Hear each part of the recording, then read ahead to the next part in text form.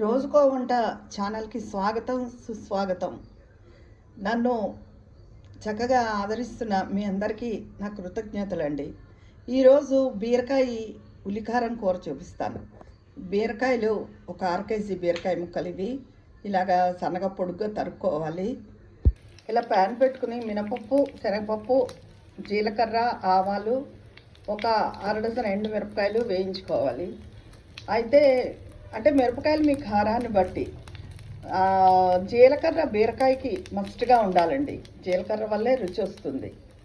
ఈ పోపు వేగిపోయిన తర్వాత తీసేసుకుని చల్లారబెట్టుకోవాలి. పోపు వేగిందండి, వేరే ప్లేట్లోకి తీసేసుకున్నాను. ఇది చల్లారబెట్టుకుని ఒక పెద్ద పచ్చి నీరులపై ముక్కలు చేసుకుని మిక్సీ చేసి ఉంచుకోవాలి. ఇప్పుడు ఈ ప్యాన్లో ఇంకో స్పూన్ ఆయిల్ వేసుకుని, అంటే ఇందాక ఆయిల్ కొంచెం ఉంటుంది, బీరకాయ ముక్కలు వేసేసుకుని తగినంత ఉప్పు, పసుపు వేసుకుని మూత పెట్టేసుకోవాలి. ఇదిగోనండి, పోపు చల్లారింది. పోపు వేసేసుకుని ఇందులో ఒక పెద్ద నీరులపై కట్ చేసి వేసుకున్నాను. ఇది ఇప్పుడు మిక్సీ చేసేసుకుంటాను. ఇదిగోనండి, బీరకాయ మగ్గిపోతుంది. ఉప్పు వేసుకోవడం వల్ల ఇందులో నీరు వచ్చి బాగా ఉడుకుతుంది. ఇదిగో మిక్సీ చేసుకున్న ఉల్లి ముద్ద, కొంచెం చింతపండు పులుసు వేసుకోవాలి. ఇందులో ఒక రవ్వ.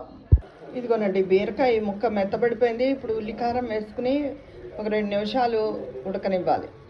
ఇదిగోనండి, ఉల్లికారం వేసేసాను. ఒక 2 నిమిషాలు ఉడకనిచ్చి బౌల్లోకి తీసేసుకోవాలి. ఇదిగోనండి, కూర రెడీ అయిపోయింది. ఇదిగోనండి, ఎంతో రుచిగా ఉండే బీరకాయ ఉల్లికారం కూర రెడీ అయిపోయింది. మీరు కూడా ఈ కూర చేసుకుంటారా? లేకపోతే ఇలా చేసుకోండి, చాలా బాగుంటుంది. నా రోజుకో వంట ఛానల్ని మీరు ఆదరించి సబ్స్క్రైబ్ చేసుకుని లైక్ చేసి కామెంట్ పెట్టాలని కోరుకుంటున్నాను.